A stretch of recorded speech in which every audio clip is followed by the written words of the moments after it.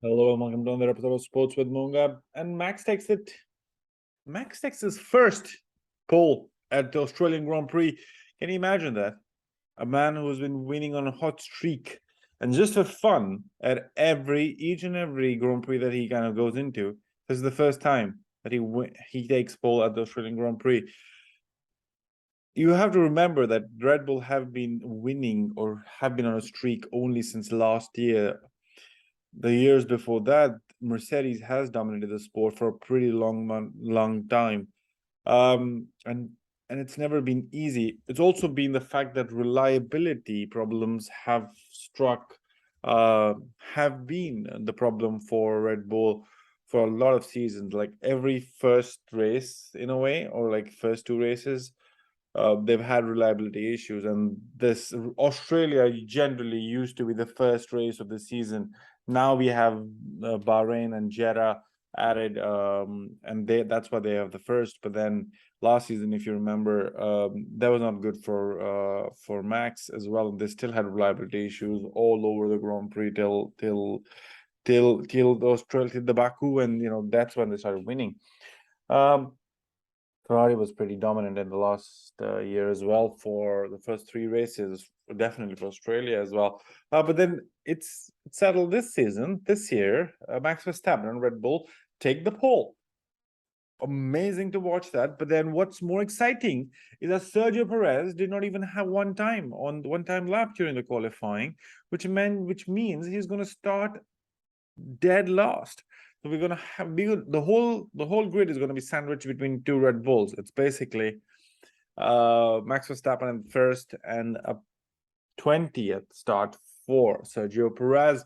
But then the talk of the town was all the Mercedes, because after all the talks around them not being sustainable or not being at the level of Red Bull, and all the talk about how pathetic their whole season is going to be, they put their car P2 and P3.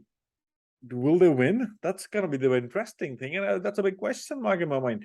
There is a big chance that Russell might pip because of the first corner. Anything can happen, right? There is a possibility that the Mercedes might have a chance to win this.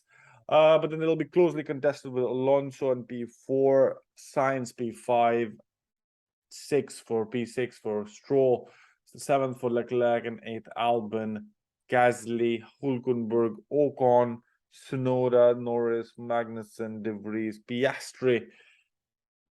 So let's talk in the way that I've kind of mentioned it.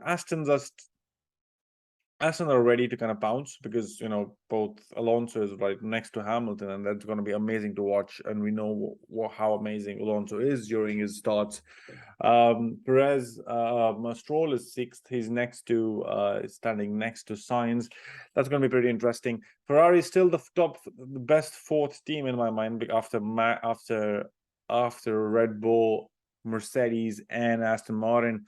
But then they said they've made some changes for the race pace, so that'll be interesting to see how that kind of goes in the race actually tomorrow with Sainz and Leclerc. They didn't help each other with the toe either.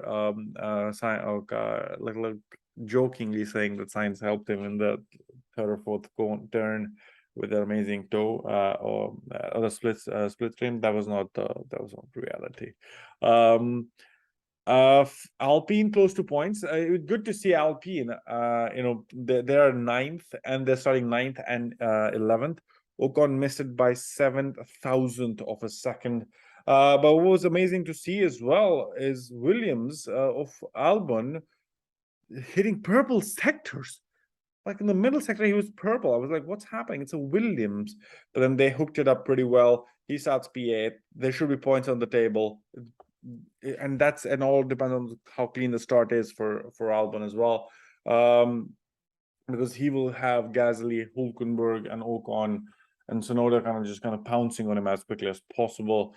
Haas of Hulkenberg was P5 at one point in Q3, but then the reality set in when the Top Gun started putting up their laps in. Hulkenberg starts P10.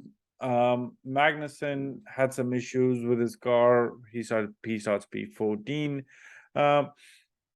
What was interesting just for me in my mind is like AlphaTauri as well on Alpha Tauri just kind of like Sonora.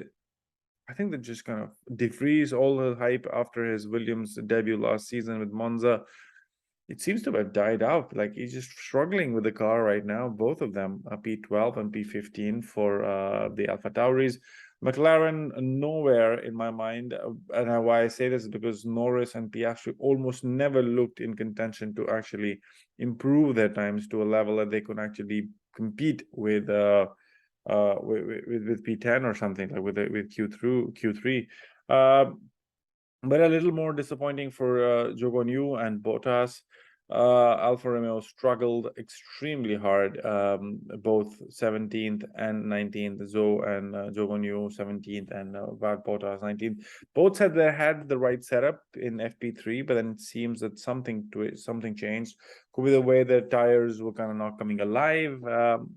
It's been a tricky for tire kind of degradation, also kind of maintaining the tire in the window, because it was too cool. The temperatures will drop pretty heavily after the rain shower that we've had in Australia and Melbourne over the weekend, and tomorrow it almost seems to be like similar weather, but rain was always imminent, and it'll be interesting to see how the weather plays its part in the race tomorrow morning.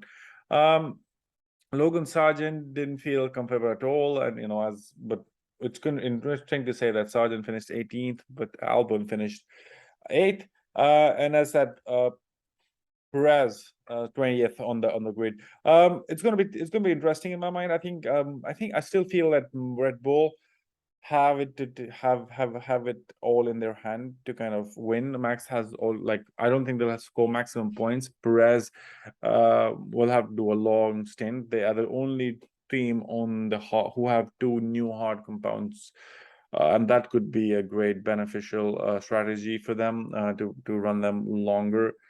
Maybe Perez does that. That's what his savior will be. Like, he goes hard as much as possible in the race to see this through. Albert Park is completely pumped. It's packed with fans. It was amazing to watch Daniel Ricciardo there today as well, the qualifying at the Red Bull pit wall, of course, but I do miss him on the grid as well.